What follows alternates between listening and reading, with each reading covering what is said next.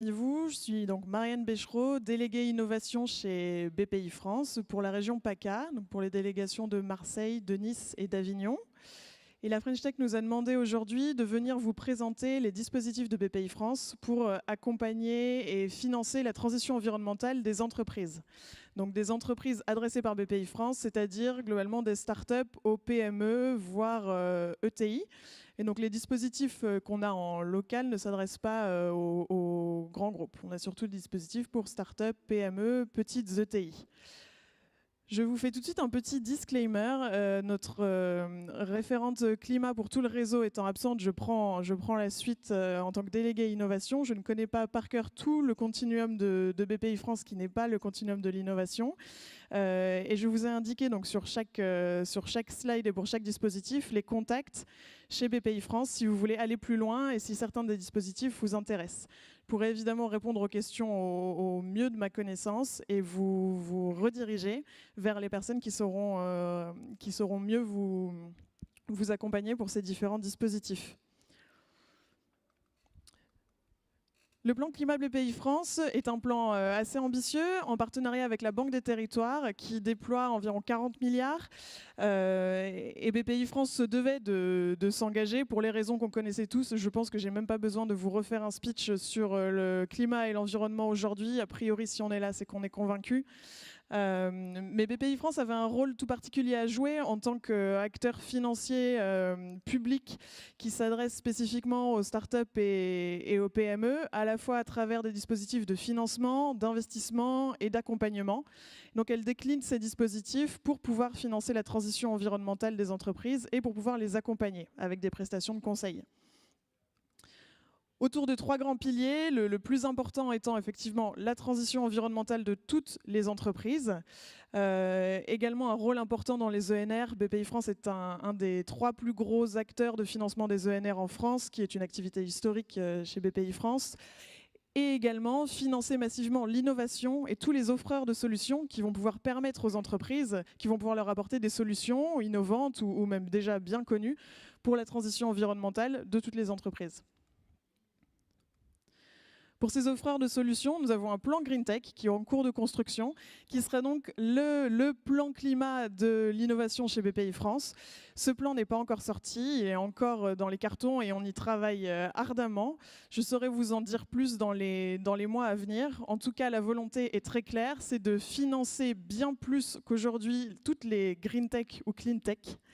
Avec notre continuum de financement dédié à l'innovation qui sera renforcé spécifiquement pour les clean tech. Un renforcement de l'action en faveur des ENR, je vous disais que BPI France est un gros acteur des énergies renouvelables. Et ce qui nous intéresse surtout aujourd'hui, c'est les dispositifs en faveur de la transition environnementale de toutes les entreprises, start-up, PME. D'abord avec évidemment des dispositifs de financement. Je ne vais pas vous faire une liste à la Prévert. Donc, on a 2 Préverts. On a un premier Prévert qui a pour but de financer toutes les dépenses immatérielles et matérielles à faible valeur de gage de vos plans de transition environnementale. C'est un prêt classique de nos dispositifs de cofinancement. Pour toutes les TPE, PME, ETI de 3 ans et plus, les critères d'éligibilité vont être au niveau de l'entreprise, qui peut montrer qu'elle a déjà engagé un plan de transition environnementale ou qu'elle a un plan d'action très bien défini et bien chiffré, et au niveau du projet qui sera financé. C'est des montants qui peuvent être assez conséquents, jusqu'à 5 millions d'euros, et une durée qui est variable en fonction de votre projet, jusqu'à 10 ans. Et un deuxième dispositif qui est un prêt vert dont le taux est bonifié par l'ADEME. Celui-là, pour pouvoir y être éligible à ce taux bonifié, il faut soit avoir été suivi par l'ADEME et avoir bénéficié d'une aide de l'ADEME, soit avoir bénéficié d'un DIAG écoflux que je vais vous présenter un tout petit peu plus bas. On pourra monter juste pour celui-là que jusqu'à 1 million d'euros. Parce que le taux est bonifié, mais les caractéristiques sont les mêmes. TPE, PME de plus de 3 ans, avec une durée de 2 à 10 ans. Et enfin, un prêt un petit peu spécifique sur les économies d'énergie qui vous permet en fait de venir financer un plan d'investissement qui sera éligible au certificat d'économie d'énergie. C'est très spécifique. Vous savez que nos grands producteurs d'énergie en France, ce qu'on appelle les obligés, doivent remplir un quota de certificats d'économie d'énergie. Donc soit ils font des économies d'énergie eux-mêmes, soit ils financent les économies d'énergie d'autres entreprises. Et dans ce cas-là, quand vous faites des économies d'énergie, il y a des critères qui vous permettent de prétendre à des certificats d'économie d'énergie que vous pourrez vous faire financer par ces obligés. Et donc BPI France peut vous faire un prêt pour pouvoir financer les investissements que vous allez faire qui donneront lieu à ces certificats d'économie d'énergie. Là, on est sur des montants quand même plus modérés, 5 000 à 500 000.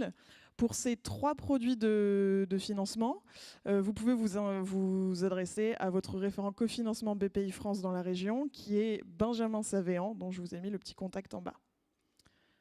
En termes de prestations d'accompagnement, donc de conseils, l'offre a clairement été renforcée également avec le fameux Diag Ecoflux dont je vous parlais juste avant, qui est une prestation de conseil dont le but est de faire le point sur les consommations de matières premières, d'énergie, d'eau et les flux de déchets.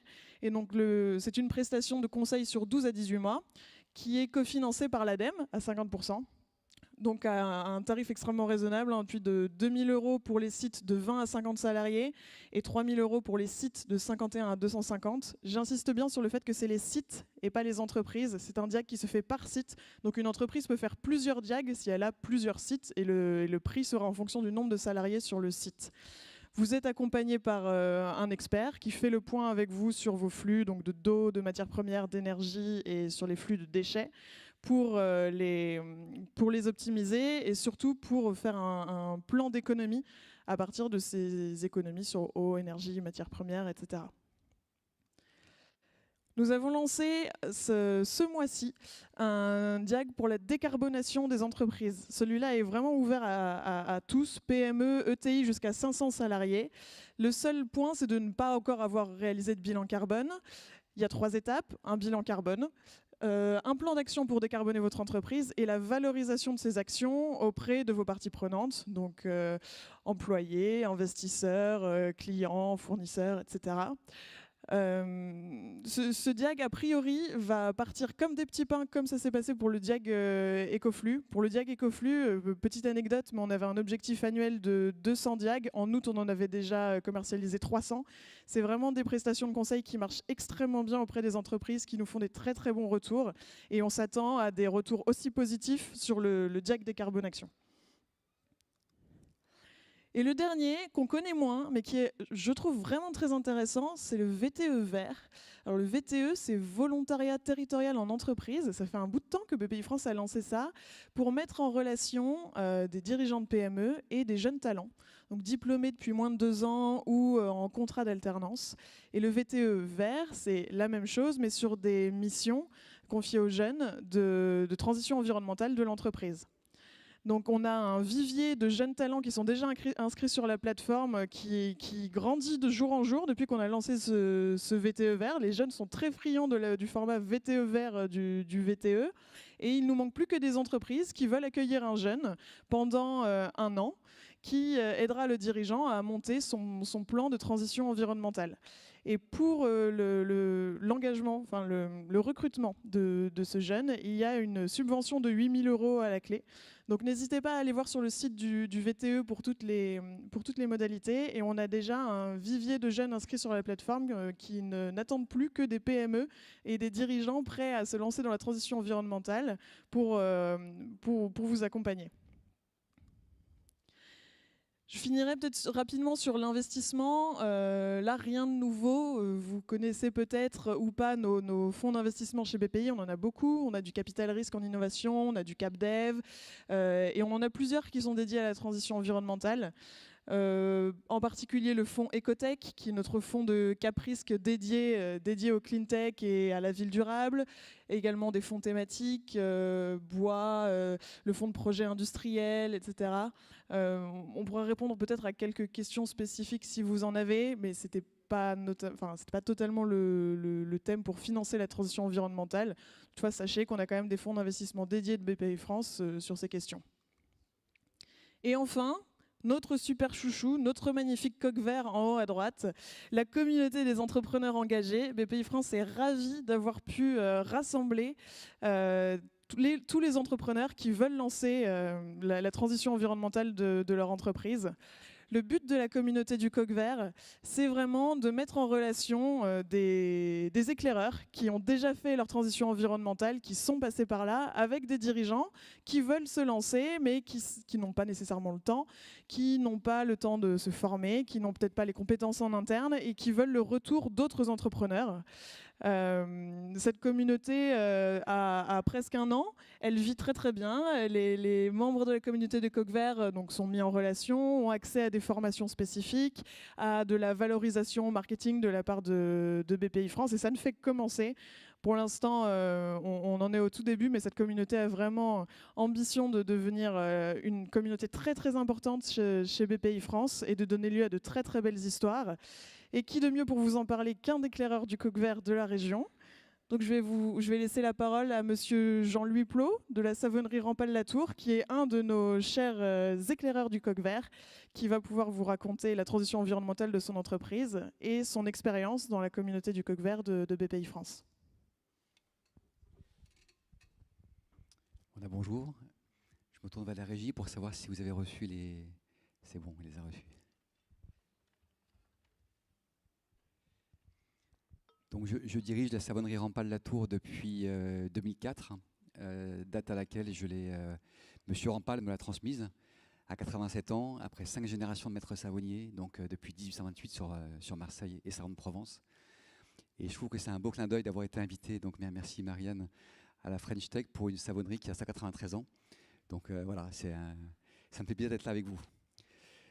Donc comme disait Marianne, donc nous on est éclaireurs de la communauté du coq vert. Ce que nous propose, c'est un témoignage tout simple de notre cheminement dans la transition écologique, en commençant donc par vous présenter rapidement l'entreprise. C'est là. C'est à droite. Donc la savonnerie Rampal-Latour, aujourd'hui c'est 50 collaborateurs, un peu plus du million d'euros de chiffre d'affaires. Nous fabriquons donc des produits d'hygiène et de soins traditionnels, on va dire provençaux, savon de Marseille, paillettes, savon noir, savon parfumé, shampoing, gel de douche. Nous avons aujourd'hui 2 sites de production, une savonnerie moderne qu'on a donc inaugurée en 2016 et une savonnerie historique qui se situe au cœur de Salon-de-Provence. Donc on est beaucoup distribué en France dans les magasins bio, notamment Biocoop et Naturalia pour ne pas les citer, et présent à l'export avec un quart du chiffre d'affaires, dont une grosse partie sur l'Asie. Nous sommes donc membres du réseau BPI Excellence et du coq vert. On a déposé 2 brevets dont je vais vous parler tout à l'heure. Et on est certifié EPV, entreprise de patrimoine vivant, EcoCert, Cosmos, Safe Life. Donc c'est des certifications, on va dire, hygiène et cosmétique qui tournent autour du naturel, donc de l'écologie. Et pour Safe Life, de la partie dermatologie santé. Donc juste pour que vous voyez un petit peu en image, à droite, vous avez la devanture de notre usine historique. Quand vous passez la porte, vous faites un bond d'à peu près 100 ans en arrière. Donc je vous invite à venir, ça se visite, à venir nous visiter. Et à gauche, la savonnerie moderne qu'on vient d'inaugurer. Et voilà quelques images aussi de notre procédé, parce que je vais en parler tout à l'heure, à l'instant.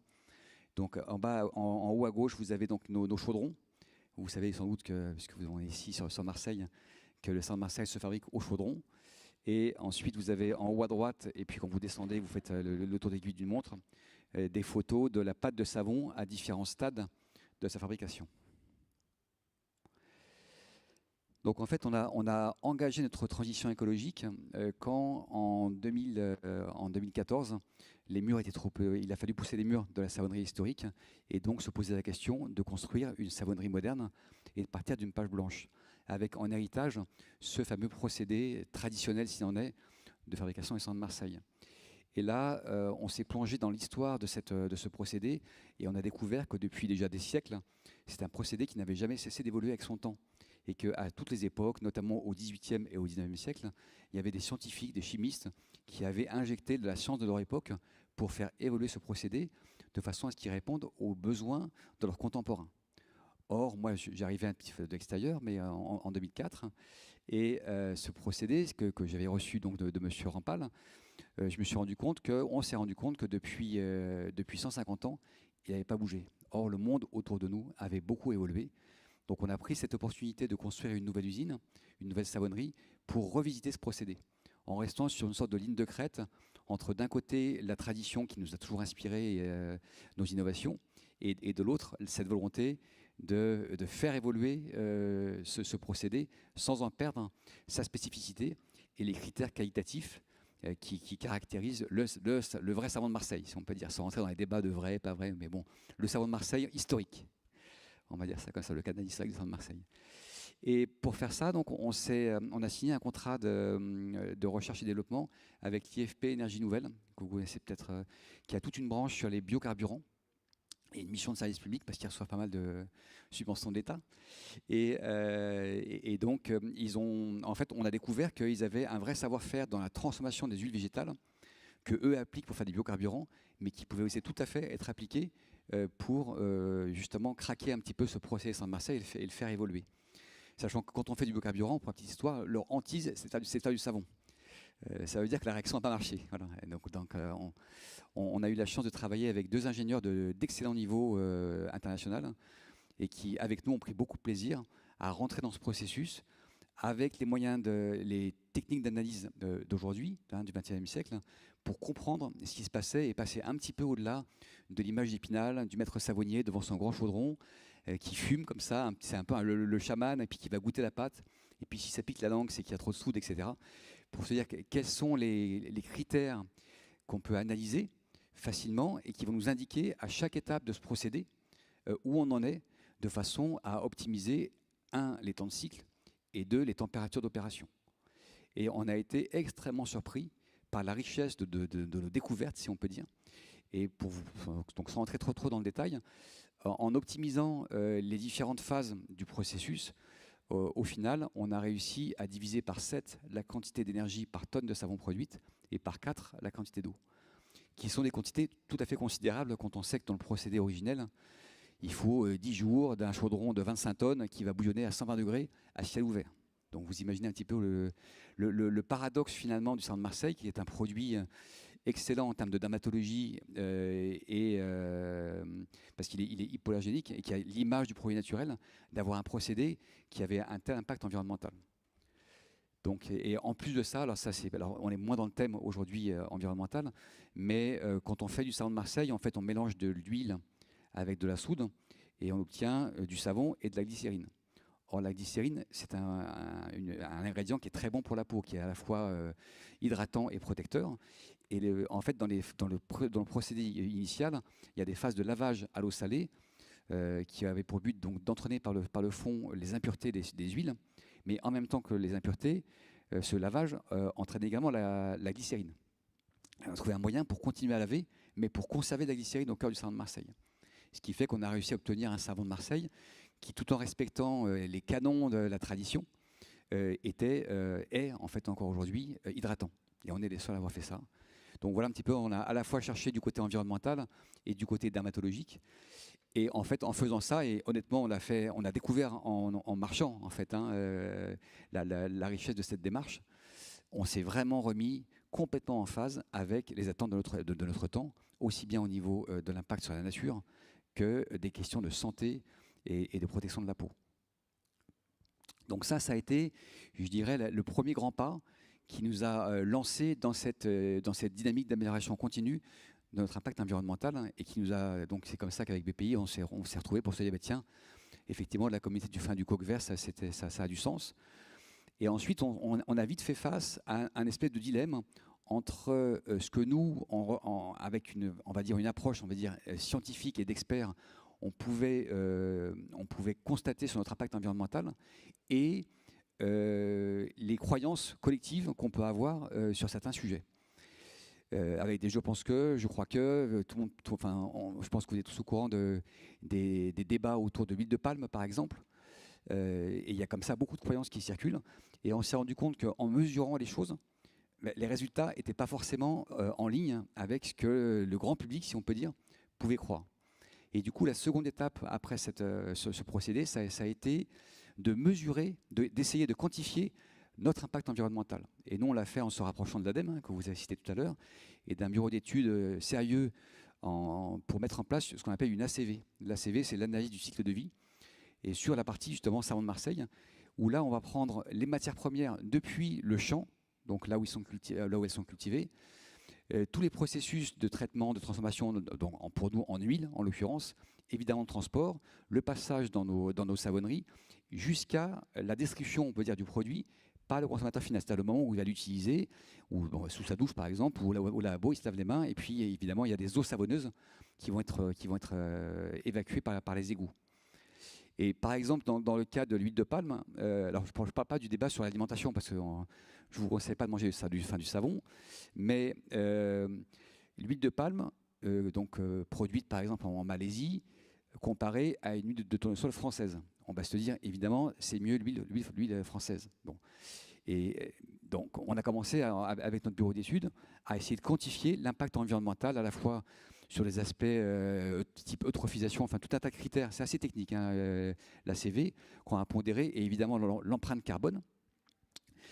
Et en fait, quand on va jusqu'au bout, et c'est ça l'intérêt de la démarche, on se rend compte que les quelques gains qu'on peut avoir en passant d'une huile de palme, qui pour nous est issue d'une filière durable, à une huile de tournesol européenne ou française, sont complètement annulés par le fait qu'un savon de Marseille qui est fait avec de l'huile de tournesol actuellement, il s'use pratiquement 2 fois plus vite qu'un savon avec une huile de palme qui amène une dureté et de la mousse au savon. Donc quand vous poussez votre analyse jusqu'au bout et que vous vous rendez compte qu'en fait vous avez des gains au gramme de savon, mais quand il faut 2 grammes de savon au lieu d'1 pour se laver les mains, ben vous perdez vos gains, voire vous êtes plus polluant. Après, le vrai débat, c'est aller expliquer ça dans les médias. Moi, je le dis encore, mais c'est très compliqué d'aller contre le sens du vent, parce que quand on se mesure, je pense que des exemples comme ça, il y en a vraiment beaucoup. Hein. Parfois, on empêche un petit peu les gens de tourner en rond, et c'est pas toujours bien accueilli. Donc ça amène à des débats comme ça. C'est pareil je vous parlais du mythe du maître savonnier.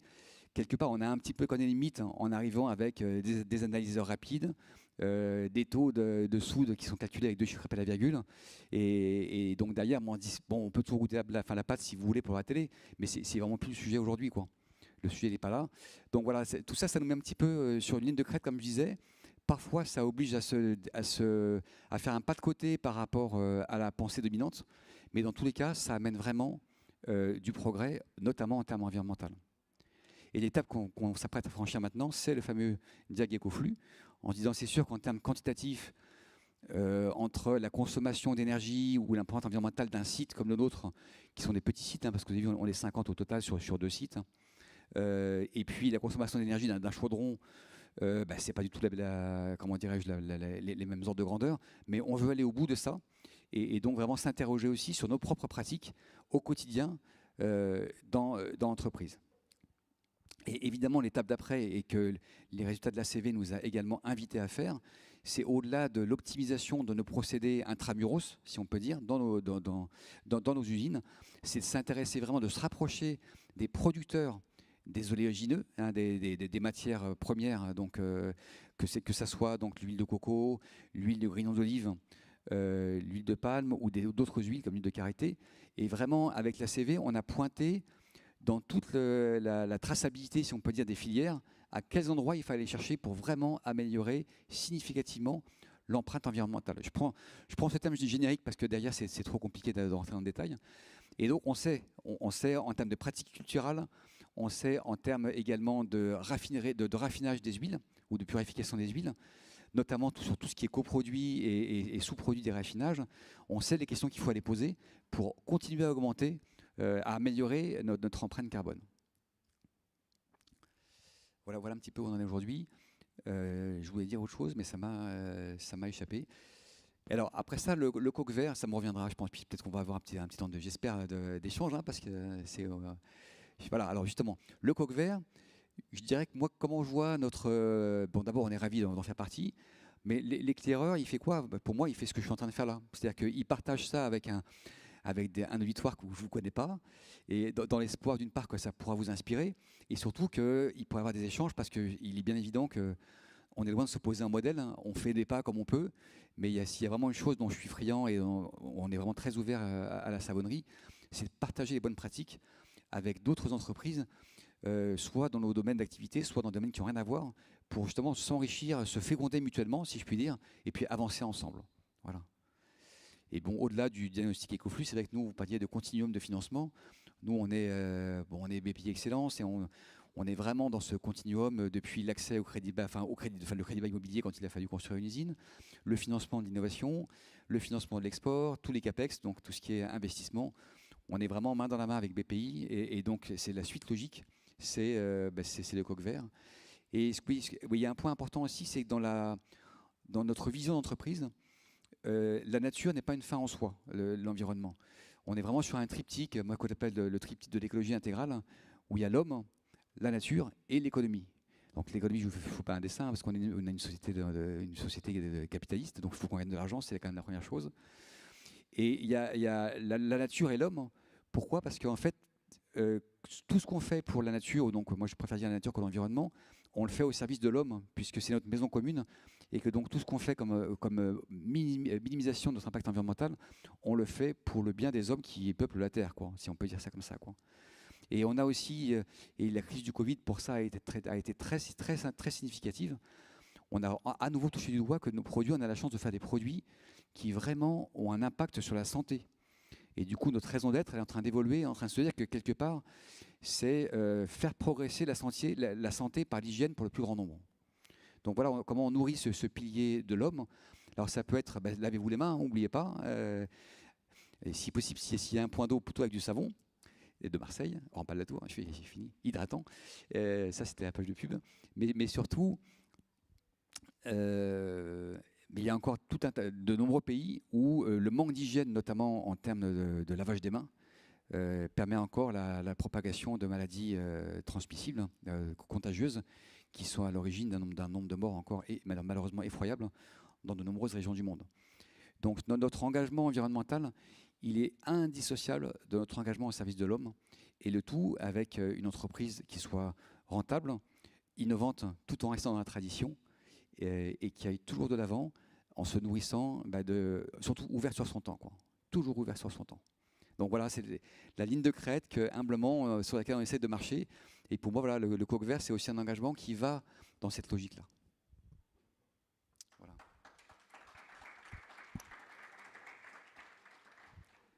Donc du coup, il reste du temps et c'est bien. Il nous reste encore une grosse dizaine de minutes. Donc chouette, on est à votre disposition si vous avez des questions.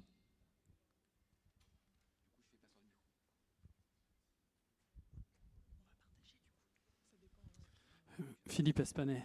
Merci d'avoir démystifié ce que c'était le savon. Pour un Provençal, j'ai appris des choses. On se rend compte que c'est extrêmement technologique finalement. Mais je m'interrogeais, vous avez une démarche donc pas à pas. Est-ce que vous avez analysé l'ensemble de la chaîne de vos fournisseurs et est-ce que vous vérifiez en continu qu'ils sont conformes avec les attentes de votre produit fini? C'est précisément la logique de la CV, puisque l'analyse du cycle de vie est une méthodologie qui part du champ et qui va jusqu'au consommateur final. Donc on a commencé logiquement par nous, et la première conclusion, c'était de dire c'est bien, bravo, vous avez fait un grand pas en ce qui vous concerne, mais sur la balance globale de l'empreinte carbone de votre activité en commençant des champs, ça pèse une petite partie. Maintenant, allez voir justement vos fournisseurs. Et dans notre cas, où on a la chance d'être sur des petits volumes, parce qu'on n'est pas industriel, on peut assez facilement, je pense, parce qu'on commence juste ça, arriver à flécher nos appros, nos sourcings, sur des territoires qui soient, ou des groupements de producteurs qui soient bien identifiables. Et donc de travailler avec eux, je dirais pratiquement main dans la main, pour arriver à comprendre chez eux où est-ce qu'il faut aussi qu'ils travaillent, ou les critères de sélection. Je parlais tout à l'heure de la partie raffinage des huiles et pratique culturelle, pour qu'on s'améliore tous ensemble. Mais c'est en ça que c'est vertueux. On commence par soi, puis après ça, on remonte au sourcing des matières premières, et puis on descend jusqu'à l'utilisateur final. Alors, je n'ai pas parlé non plus de toute la partie emballage, évidemment, où là, franchement, c'est pas là où on est le meilleur. Il y a encore trop de plastique, il y a encore, etc. Mais il y a aussi toute cette partie-là.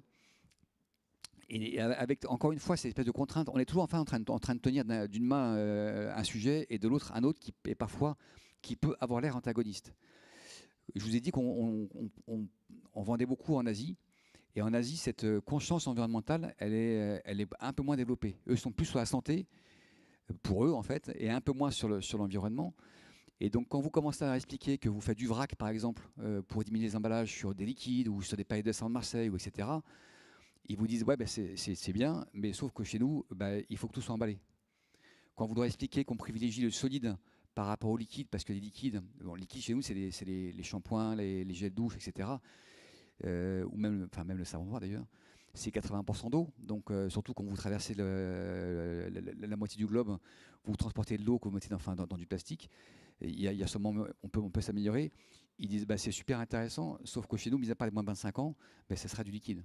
Donc c'est aussi à nous de se mettre par réalité économique à leur portée, mais on se rend compte que ce qui est très intéressant, c'est que cette démarche de transition écologique nous invite à aller vraiment les comprendre, comprendre leurs usages, comprendre leur rapport à l'hygiène, leur rapport au corps et leur rapport aux produits. Et en fait, on est en train de se rendre compte qu'en Asie, la clé de la santé va nous mener à l'environnement. Donc c'est l'inverse de ce que je disais tout à l'heure, c'est que nous, on parle de l'environnement et l'homme, c'est que chez eux, ben, ça commence par la santé, mais il y a toute une génération de jeunes, y compris en Chine ou à Taïwan ou en Corée, qui sont les pays, notamment à Taïwan, où on est assez présent, pour qui, quand on passe par la santé, on arrive naturellement à l'environnement et on sent que voilà, on peut petit pas ben, les emmener dans cette dynamique-là, quoi. Et probablement que si on se reparle dans 20 ans, enfin, moi je serai à la retraite personnellement, mais le discours sera totalement différent.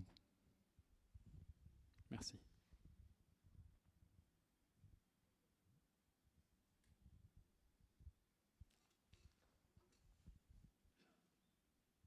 Bonjour. Est-ce que vous tenez compte également de l'impact par rapport à l'énergie que vous utilisez dans votre empreinte carbone? Oui. Alors l'ACV, il faut savoir que c'est une méthode qui quantifie, mais qui n'est pas encore normée. Donc ça dépend du bureau d'éthique qui le fait. C'est pour ça qu'on est passé par l'ADEME pour s'assurer qu'on faisait ça avec des gens entre guillemets sérieux. C'est pas bon, voilà. Et tout à l'heure, je vous disais que dans les principales améliorations de notre procédé, on a divisé par 7 la quantité d'énergie consommée par tonne de savon. Donc oui, évidemment, l'énergie, c'est un des grands critères qui rentre dans la balance, dans les comptes de la CV, ouais, de l'empreinte carbone. Et comment vous faites cette réduction du coup? Donc on l'a faite en décomposant, on va dire, le procédé de fabrication. Donc je peux dire rapidement, si on a 3 minutes, en fait, donc on prend des huiles végétales, on les met dans un chaudron, on les chauffe, on ajoute de la soude, ça transforme en savon. Après ça, on va rincer avec de l'eau salée pour purifier le mélange. Et après ça, à l'eau douce pour avoir une pâte qui soit bien lisse. Vous voyez, on le voit un petit peu là. Là, vous avez la version granuleuse. Là, c'est la peau de tigre, comme on dit. Et là, c'est qui est prêt à être séché. Et alors, première chose, c'est qu'on a travaillé sur la qualité des huiles. Parce que pour avoir évité d'enlever les impuretés dans le rinçage, on va commencer par mettre dans le chaudron. Donc, et on a travaillé là-dessus avec aussi un toxicologue, toujours la santé, toujours pareil chez nous, la santé et la nature. Et on s'est rendu compte que les huiles brutes qui sont traditionnellement utilisées en savonnerie, parce que d'abord c'est les moins chères, et puis qu'à l'époque ça suffisait largement, les corps gras en fait ont cette tendance à fixer les molécules qui sont dans leur environnement. Comme l'air est pollué, ben les huiles brutes sont polluées. Donc notre médecin toxicologue conseil nous a dit on arrête les huiles brutes, on passe sur des huiles qualité, on va dire purifiées pour faire simple. Donc déjà, quand vous mettez dans votre chaudron des huiles qui sont purifiées, vous avez besoin de beaucoup moins d'eau et donc de beaucoup moins de temps pour les laver. Ensuite, quand vous analysez précisément certains paramètres clés qu'on a identifiés, comment vous dire, quand vous ne savez pas très bien ce que vous faites, vous mettez de votre huile, vous mettez de la soude. Mais ce qu'il ne faut surtout pas, c'est qu'il reste de l'huile non saponifiée, non transformée en savon après, parce que sinon on la rancit. Donc si vous voulez être sûr qu'il ne reste pas d'huile, vous mettez trop de soude. Comme ça, il n'y a plus d'huile. Mais après, quand vous mettez trop de soude, bah, il faut mettre trop de sel, trop d'eau salée pour enlever la soude. Et quand vous avez plein de sel, il faut mettre trop d'eau douce pour enlever le sel. Donc quand dès le départ, vous ajustez précisément votre taux de soude, vous avez besoin beaucoup moins d'eau salée pour ensuite, etc. Donc, voyez, en faisant ça, ce que j'appelle, c'est une brique à casser, quoi. On a craqué un petit peu le procédé. Bah, c'est là qu'on a découvert qu'effectivement, en 150 ans, il y avait quand même des choses à faire, quoi. Bon, j'avoue, vous m'avez un peu perdu, hein, franchement. Je suis désolé. C'est pour ça qu'au départ, je ne l'ai pas fait. J'ai hésité à rentrer dans ce détail-là. Pas de souci. En fait, donc l'impact de l'énergie que vous consommez, si vous aviez plus cet impact-là, ça réduirait de beaucoup votre impact CO2? Oui, c'est ce qui s'est passé déjà. C'est la réalité chez nous, oui, tout à fait. Si vous supprimez cet impact? Je ne suis pas sûr qu'on se comprenne. l'énergie, vous utilisez de l'énergie électrique? Non, c'est du gaz chez nous, c'est du gaz naturel. Du gaz naturel. Ouais. D'accord, c'est plus sympa. Vous utilisez quand même de l'énergie électrique pour faire fonctionner en général, non? Oui, alors oui, on a une chaudière. Oui, aussi, mais très peu en fait. C'est beaucoup. En fait, on a une chaudière à vapeur. Voilà. La source principale d'énergie, c'est la vapeur chez nous. Ok, merci. Si vous voulez, on en parlera un peu après. Je pense qu'on est un peu perdus tous les deux.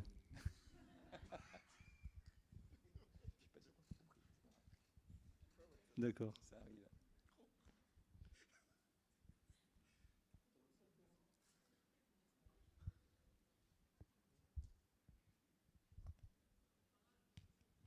Moi, ce que je peux dire aussi, c'est pas parce que Marianne est là, c'est que en tant que partenaire BPI depuis maintenant, enfin BPI France depuis longtemps, je ne sais pas s'il y a des porteurs de projets ou entrepreneurs dans la salle. C'est le plaisir qu'on travaille avec BPI parce que ce sont des personnes qui sont très proches des entreprises et qui se mettent vraiment, qui viennent nous voir, qui sont sur nous et qui partagent nos problématiques et nos contraintes au quotidien. Et donc je dis pas que les professionnels ne le font pas parce qu'il y en a qui le font aussi. Mais c'est vrai que pour ça, le partenariat avec BPI est extrêmement agréable. Et puis ce continuum de financement aussi permet d'avoir vraiment de partager notre histoire et nos problématiques dans tous les compartiments du jeu, si on peut dire, maintenant qu'on est au stade Vélodrome.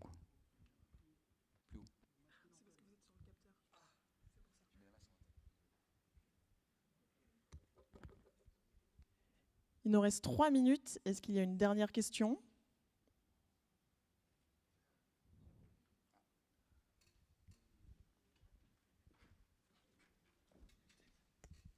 Par curiosité, du coup, vous travaillez sur quel type de projet maintenant pour améliorer vos savons je sais pas, un savon liquide, hydroalcoolique ou des choses comme ça? Ben là, on commence vraiment à travailler sur le sourcing.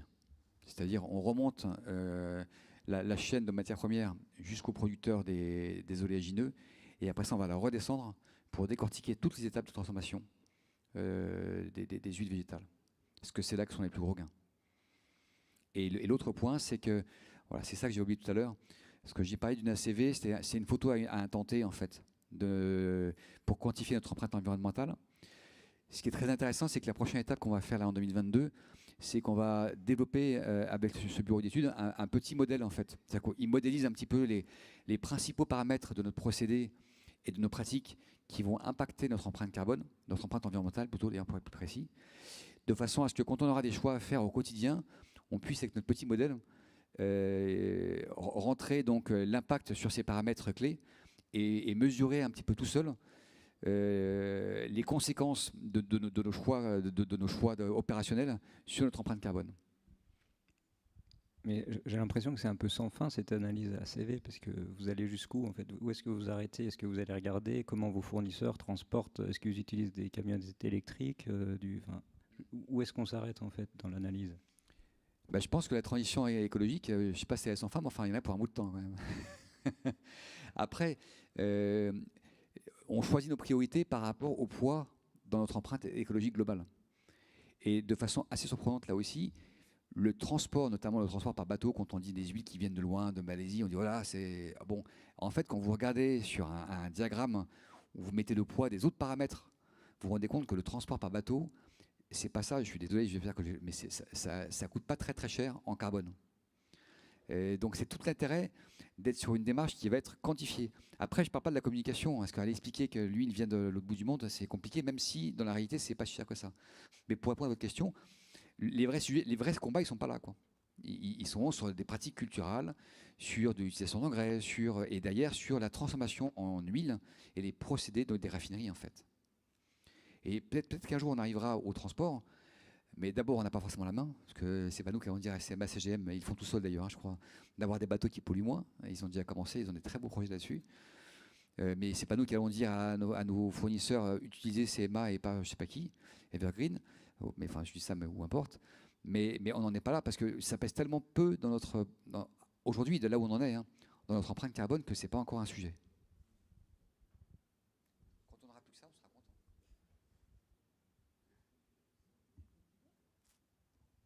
15h45, on est en moins.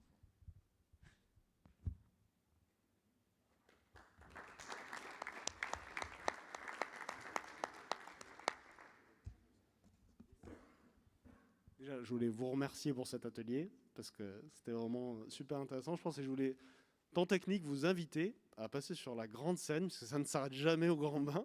Donc vous pouvez aller sur la grande traversée où ça va reprendre avec une conférence sur produire sans détruire, qui sera précédée d'une intervention de Jean-Luc Chauvin, et ça commence dans 2 minutes. Donc vous êtes les bienvenus dessus.